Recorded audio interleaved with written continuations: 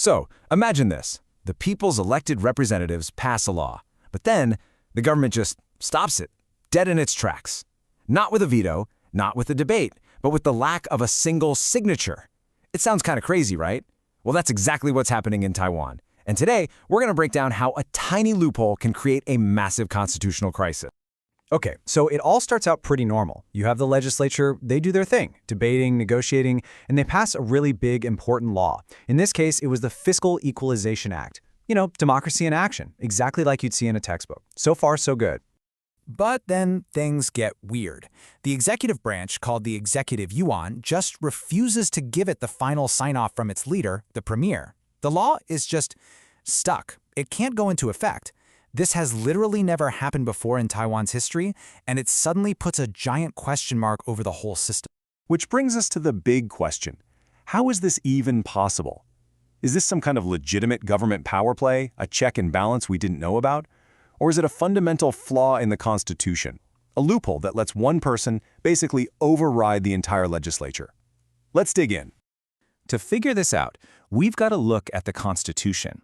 And the funny thing is, the problem isn't what's written down, it's what's not written down. It's almost like there's a missing page, and that gap is where all the trouble is starting. The whole thing hinges on this one concept, co-signature, or fushu. On paper, it seems like a simple final step. The premier just signs the law to show that, yep, the executive branch is ready to put this into action. But in reality, it's turned into a seriously powerful political weapon. And here, right here, is where the system just breaks down. Article 37 is super clear. You need the premier's co-signature. But it's completely silent on whether the premier has to sign. It says nothing about it being their duty, and it has zero plan for what to do if they just say, nope, not signing. That silence creates a huge power vacuum, and that's when the political games really begin.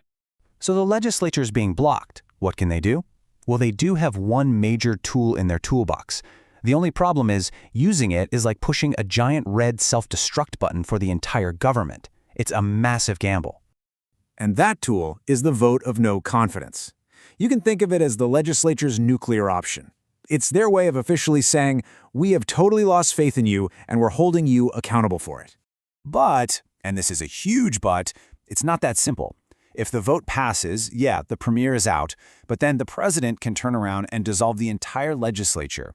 That means all 113 of those lawmakers who just voted are suddenly out of a job and have to fight for their seats in an immediate re-election.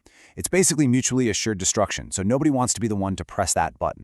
Making that re-election risk even scarier is the fact that these days, political fights aren't just won with votes. They're won or lost on the information battlefield, which, as we all know, can be a really messy and misleading place. Just look at the Fiscal Equalization Act. The media narrative that took hold was simple, scary, and completely wrong. The claim was everywhere. This new law will take money away from some counties. It was a lie, but boy was it an effective one. It spread like wildfire. But here are the actual numbers. The reality is, well, it's pretty stunning. The new law wasn't just moving money around. It was nearly doubling the entire pot of money available, from about 4.6 trillion to 8.7 trillion new Taiwan dollars. They weren't reslicing the pie, they were baking a whole new, much bigger pie. I mean, let's be real here. When you increase the total pool of money by almost 1.8 times, it is mathematically impossible for anyone to get less. The claim that people would lose money wasn't just spin, it was just not true. The numbers just don't lie. And that's the trap for the opposition lawmakers. How do you run for re-election trying to explain complex budget numbers when voters are being hammered with simple, scary sound bites? It's an uphill battle from the very start, and it helps explain why that big red self-destruct button is still sitting there, untouched. Okay, so if the political route is dead end, what about the legal one? You'd think at a major constitutional standoff like this, both sides would be rushing to the courthouse, right? But weirdly enough, nobody seems to be calling the referee. And there is a referee. Taiwan's constitutional court exists for this exact reason. The grand justices are supposed to be the final word, the umpires who interpret the Constitution and settle these kinds of fights. They have the power to close this loophole for good. So why the crickets? Well, it all boils down to cold, hard political strategy. The executive yuan, the guys who refuse to sign, don't want to risk a court ruling that takes away their new power. And the opposition parties? They worry the whole legal process would take way too long, and by the time there's a decision, the misinformation has already done its damage with the public. But there's an even bigger, more troubling issue here. A lot of people just don't trust the court to be neutral.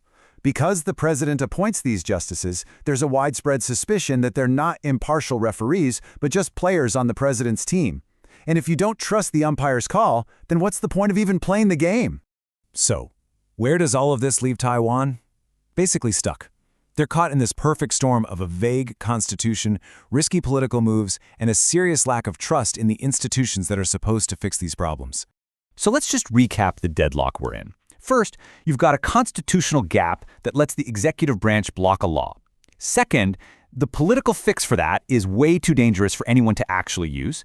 And third, the legal fix is being ignored partly because of political strategy, but mostly because of a deep public distrust.